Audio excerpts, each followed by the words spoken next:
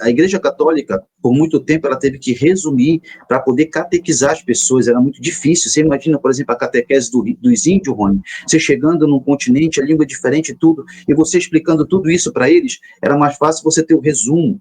Assim como também, e assim foi por isso que surgiu a oração do Santo Rosário. Por quê? Porque as pessoas não entendiam, as pessoas não eram letradas, não sabiam ler nem escrever, então era muito culto para eles a questão da escrita da explicação mais teológica. Então se criou ferramentas de catecismo para ensinar as pessoas.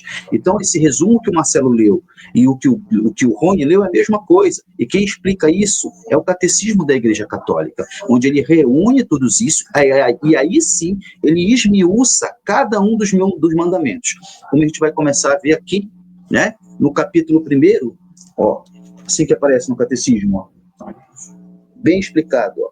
Só do primeiro mandamento, para vocês terem uma ideia, o Catecismo, ele vai levar mais ou menos 10 páginas, só do primeiro mandamento. Vou começar a leitura aqui, Rony e Marcelo, e a gente vai pausando e explicando, tá? Capítulo 1 do primeiro mandamento. Eu sou o Senhor teu Deus, que te tirei da terra do Egito, da mansão do cativeiro. Aí vai explicar.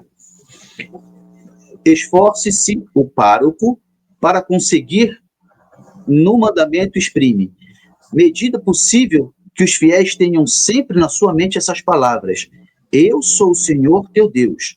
Por elas chegaram a reconhecer o seu legislador e o próprio Criador que lhes deu a existência que lhe conservava.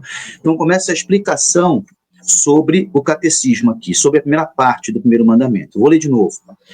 Eu sou o Senhor teu Deus que te tirei da terra do Egito, da mansão dos cativeiros. Está na Bíblia. Aí vem a explicação, a tradição católica. Esforça-se o pároco para conseguir, na medida do possível, que os fiéis tenham sempre na mente estas palavras. Eu sou o Senhor teu Deus. Por elas chegarão a reconhecer o seu legislador e o próprio Criador, que lhes deu a existência que lhe conserva. Com razão, deve, portanto, repetir aquelas palavras. Ele é o Senhor nosso Deus, e nós somos o povo que segue o povo de suas pastagens e as ovelhas da sua guarda. A frequente e ardosa meditação dessas palavras tem por efeito que os fiéis se tornem mais dóceis para respeitar a lei e evitar em cair em pecado. As palavras seguintes: que livrei da terra do Egito, da mansão do cativeiro, não se aplica à primeira vista, senão aos judeus que se emanciparam da dominação dos egípcios. Entretanto, se atendermos ao sentido mais amplo de uma salvação universal, elas se referem muito mais aos cristãos que Deus arrancou, não do cativeiro do Egito, mas da região do pecado e do poder das trevas, e transferiu-os para o reino do seu amado Filho. Quando Jeremias contemplou em sua visão a grandeza desse benefício, fez a seguinte profecia: eis que chegarão os dias do Senhor, e não se dirá: vive o Senhor que tirou os seus filhos de Israel na terra do Egito, mas sim, vive o Senhor que tirou os filhos de Israel da terra do norte e de todos os países em que eu os havia lançado. Eu hei de levá-los novamente à sua terra, que havia sido dada a seus pais. Eis que mandarei muitos pescadores, diz o Senhor, e eles os pescarão, etc. Rony, Marcelo, esse trecho aqui é importante, ó.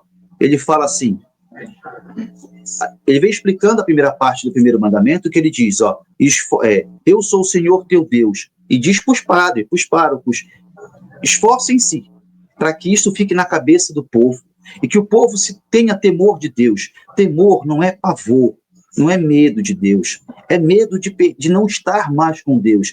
Lembre-se que esse é o maior tormento do inferno, você saber que nunca vai chegar à presença de Deus. Então, o primeiro mandamento traz essa informação, e a igreja, a tradição diz: esforça-se o pároco para conseguir, na medida do possível, que os fiéis tenham sempre em mente essas palavras: eu sou o Senhor teu Deus, pois elas chegarão a reconhecer o legislador, que é Deus, que é quem mandou escrever, e o próprio Criador, que lhes deu a existência que lhe conservava.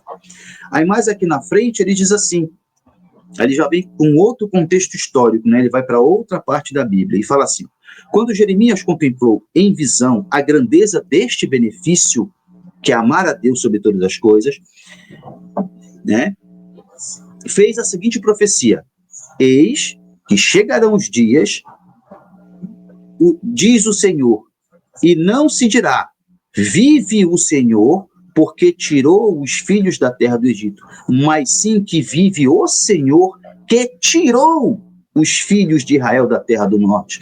Não é assim, ó. O que ele está dizendo aqui? Não é Jesus, não é Deus que é vivo porque foi o Deus que tirou o povo de Israel. Não. É Deus que é vivo. Ele é vivo. E isso que ele fez foi um das suas façanhas, um dos seus milagres, uma das suas vontades, né? Fazendo essa contradição, quebrando um pouquinho aqui o orgulho do próprio povo judeu, né? Mas sim vive o Senhor, que tirou os filhos de Israel na terra do norte e de todos os países em que o havia lançado. Eu hei de levá-lo novamente à sua terra, que havia sido dada a seus pais. Eis que mandarei muitos pescadores, diz o Senhor, e eles os pescarão. Certo, Rony, Marcelo? O que a gente consegue ver daqui? A questão dos profetas, a questão dos apóstolos, as pessoas que vão ser pescador de homens. Jesus vai usar essa mesma palavra no final, né? Lá quando ele chama os apóstolos, quando ele chama Pedro, né? Vem ser pescador de homens. Exatamente, André. E aí, nessa parte, se encaixa, né, o profeta Pedro II como escolhido para preparar o rebanho. E através dele, Jesus, né, nos orienta aí no livro A Palavra de Deus para nós nos prepararmos, né? Quantas pessoas que às vezes não tinham tanto conhecimento, né, sobre a Igreja Católica, sobre os sacramentos, e quando começou a ler esses escritos, hoje se informam mais, estão buscando mais, né, sendo preparados para a vinda de Jesus. Então, assim, ele, com o que ele disse ali, né, tá dizendo as mensagens, é mesmo essa preparação, né, de orientar as pessoas para a chegada de nosso Senhor Jesus Cristo, né, Marcelo? Exatamente, Rony. A gente que busca divulgar a obra, divulgar o Evangelho, né, que está sendo esquecido hoje, né, pela modernidade, né, que adentrou na Igreja Católica Romana, a gente busca a santidade diariamente. Então, busca ler a Santa Sagrada Escritura e ler as mensagens da Palavra Viva de Deus. Então, e buscando seguir os mandamentos, né? Deus, ele é o poder máximo. Tudo que ocorre no mundo é por vontade ou permissão. Ou é vontade que Deus deseja, ou ele permite, né? Às vezes o diabo vai lá e pede, ele permite que ocorra alguma provação, né? E muitas vezes Deus permite para tirar um bem maior. Então, a busca do amor de Deus, de servir a Deus, né, de entender como é Deus, como Deus pensa, né, que isso está na Bíblia e nas Sagradas Escrituras, e no Catecismo que explica, né, mais detalhadamente. Aí está na Bíblia, no livro da Palavra de Deus, né, e a gente buscar entender quem é Deus, que o Deus hoje é visto pela maioria das pessoas, é um Deus permissivo, né, e é um Deus que deixa acontecer tudo, deixa, né, um individualismo, esse materialismo, né, as pessoas vão fazer orações para pedir coisas, sabe, e não enxerga quem é Deus realmente, o Criador de todas as coisas, o que fez o mundo perfeito, que fez o homem perfeito, que deu a possibilidade, né, do homem dos dois lados, né, o homem ele não foi proibido de pecar, ele teve a possibilidade de escolha, para ver a bondade de Deus, né? Que ele não quer a gente escravo, ele quer a gente por livre e espontânea vontade. Quem escraviza é o demônio.